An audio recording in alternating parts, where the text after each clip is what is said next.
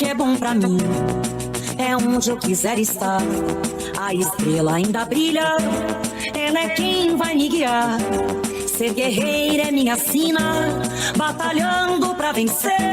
Tenho voz pra ser ouvida, tenho sonhos pra viver. Não vão mais conseguir me anular, me calar. Ninguém vai me impedir de cantar e lutar. Seja em casa, no campo, na rua ou na praça, chega de mordaça, agora eu vou falar. Porque eu sou mulher pra fazer acontecer. Eu sou uma delas, são elas por elas, ocupando os espaços de poder.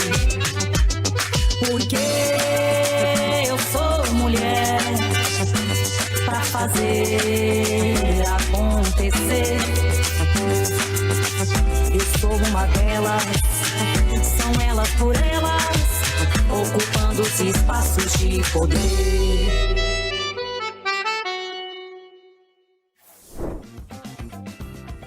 Começa agora o TV Elas por Elas. E na aula de hoje vamos falar sobre mulheres petistas e a COP30, com Carmen Foro, agricultora familiar amazônica.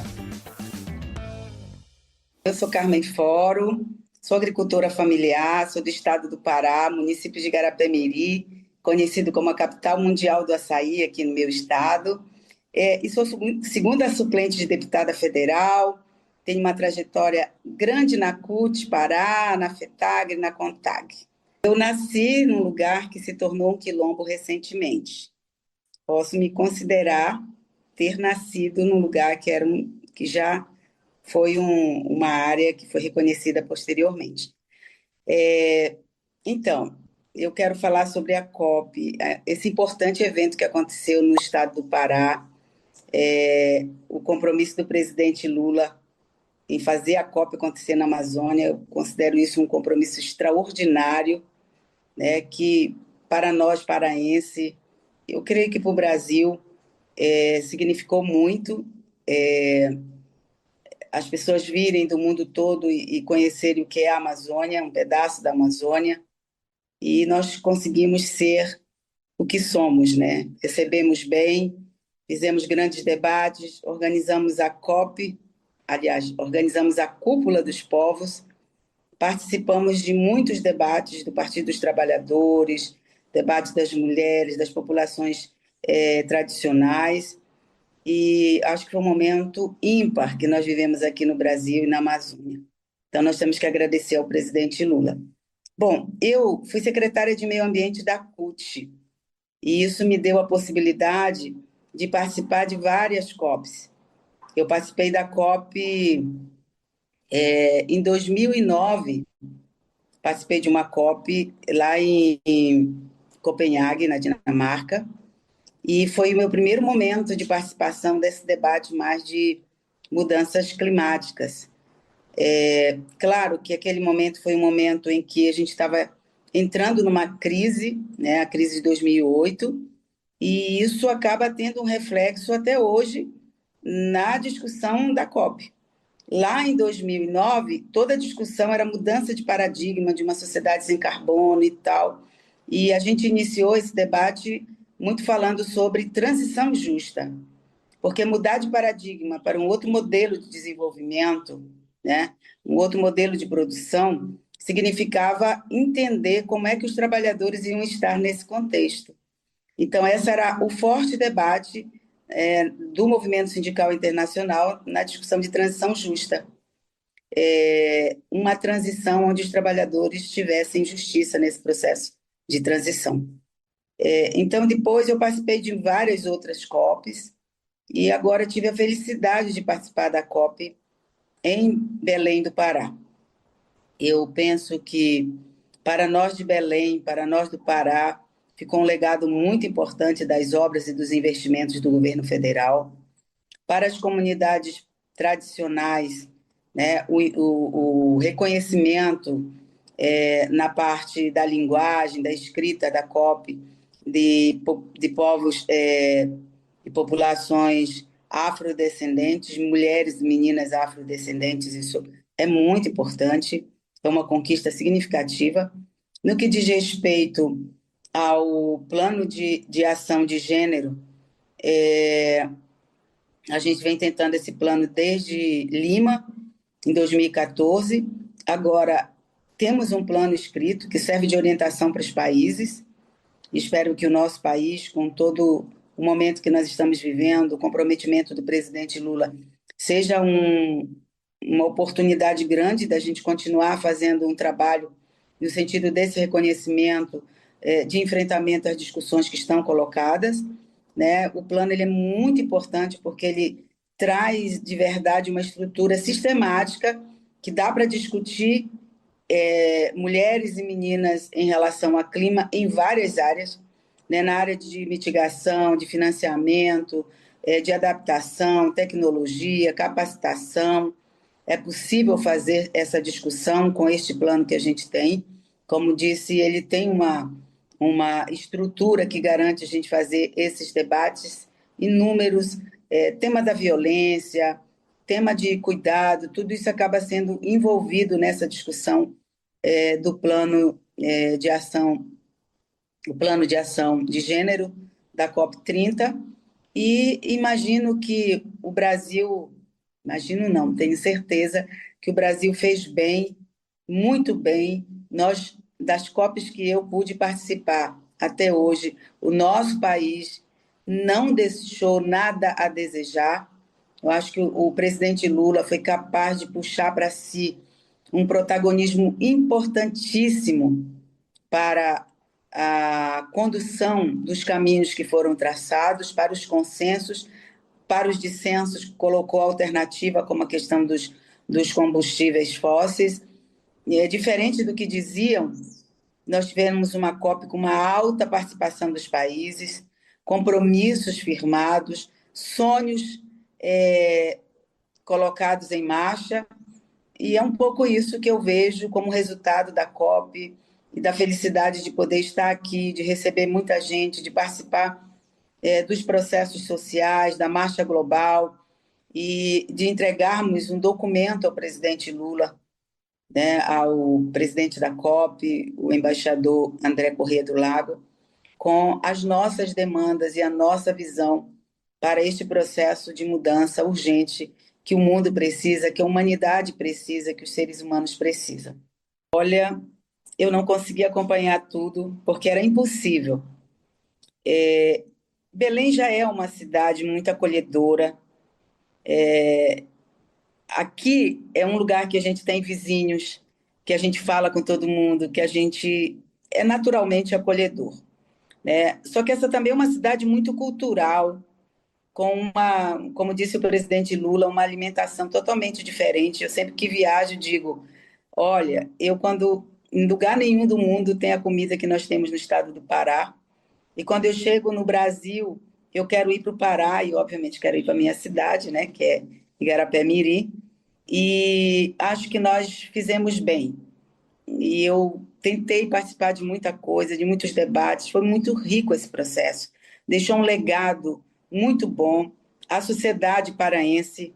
Eu acho que os amazônidas, não somente do Pará, conseguiram vivenciar Belém ferver de cultura, ferver de acolhimento, ferver de emoção também, desse momento muito rico e que deixa um legado não só físico com as obras, mas deixa um legado do debate em si, do envolvimento da sociedade, da mobilização que nós tivemos capacidade de fazer. Nós tivemos na Cúpula dos Povos mais de 25 mil pessoas que estiveram lá. Isso não é pouca coisa. Isso é muito importante, né? Ter uma presença da sociedade. Eu acho que esse é um dos momentos mais importantes de mobilização que nós tivemos, porque verdadeiramente a COP tomou as ruas de Belém. E isso é muito importante. Eu vi que o PT, eu não pude participar de tudo, mas o PT aproveitou esse momento para fazer um debate da sua visão de desenvolvimento, né? do que acredita e do que nós estamos fazendo neste projeto tão importante conduzido pelo presidente Lula. Acho que foi uma oportunidade muito grande da Amazônia conversar, houve um seminário grande, muito importante. Olha, se eu for te falar das mulheres, na cúpula, quem segurou a cúpula foram as mulheres. Me desculpem, mas os poucos homens que conduziram fomos nós que seguramos muito, quase tudo. Teve uma presença muito grande de pessoas rurais nesse debate, principalmente na cúpula, pessoas que moram nas áreas ribeirinhas, à margem dos rios, nas comunidades quilombolas, os indígenas. Eu acho que as mobilizações que aconteceram, diferente do que alguns possam achar que era um problema, nós entendemos como um momento espetacular da democracia brasileira. Né? Aqui a gente exerce mesmo, a gente vai para a rua, visto que as 3 últimas COPs aconteceram em lugares que não têm esse dinamismo, essa perspectiva de uma visão social democrática que a gente vivenciou durante a COP. Foi a mobilização de indígenas, foi a marcha gigante que nós fizemos aqui, foi os documentos que nós entregamos, foi a nossa participação na COP em si. Eu era delegada, me sinto muito honrada com esse momento. Então, para mim, pessoa, acho que eu sei que talvez não viva mais outra COP aqui na Amazônia enquanto tiver vida, mas isso vai ficar guardado para sempre na minha memória, na memória dos paraenses, e na nossa vida, como um marco histórico. O futuro somos nós, né? Não tem outra alternativa. Nós vamos continuar pressionando os governos, e de forma internacional, porque nós existimos e nos levantamos, não só pressionando, como apontando a alternativa. Eu acho que sai da COP linhas gerais, mas que são muito importantes para trilhar esse caminho. Acho que o presidente da COP, o embaixador, foi muito feliz ao dizer que está construindo um caminho muito importante para a gente poder pensar no futuro. É claro que muito depende de governos nacionais, mas é muito importante saber que o Brasil, mesmo no ambiente de realização da COP, fez titulação de áreas de terras indígenas, né? Fez um conjunto de anúncios importantes, e eu penso que é esse equilíbrio entre o governo que temos, a pressão que fazemos, e que bom que no Brasil a gente pode fazer pressão, a gente tem um ambiente democrático, a gente pode dialogar com o presidente Lula, com o nosso projeto, e a gente vai poder seguir. Nós, mulheres, não tem como estarmos fora de qualquer possibilidade de debate. Nós somos parte desse debate, todos nós sabemos que os impactos das mudanças climáticas atingem de forma desproporcional a vida das mulheres, e isso tende a empurrar mulheres para uma situação de maior vulnerabilidade. Portanto, se estamos em condição de maior vulnerabilidade, estamos em condição também de sofrer mais violência, de estarmos em estado de maior pobreza no planeta. Então, cuidar disso é cuidar também da humanidade, é cuidar das mulheres. E eu sei que mulheres, como se levantaram nesta COP, como se levantaram na cúpula, vão continuar garantindo preservação ambiental em seus territórios, garantindo uma mobilização permanente e garantindo aquilo que nós já garantimos como prioridade: a garantia da soberania alimentar, a garantia da preservação, da conservação ambiental diretamente em seus territórios. Então, como eu sou uma mulher de território, penso que nossa missão tem que ser fazer com que os documentos, o plano de ação de gênero vire realidade. Essa é a missão de todas nós e de todos, né? Não necessariamente que estão previstos no plano de gênero, mas o plano ele dá uma linha para você fazer com que a gente faça um caminho de mobilização, de pressão para que tenha financiamento para as ações nos territórios, e esse financiamento não seja para endividar mais a população, para que a gente tenha tecnologia, para que a gente tenha a possibilidade de viver com justiça climática. Eu acho que esse é o grande desafio. Nós queremos viver com justiça climática e sem o meio ambiente, sem a natureza, não dá para viver bem. Hoje a aula foi sobre mulheres petistas e a COP30, com Carmen Foro, agricultora familiar amazônica.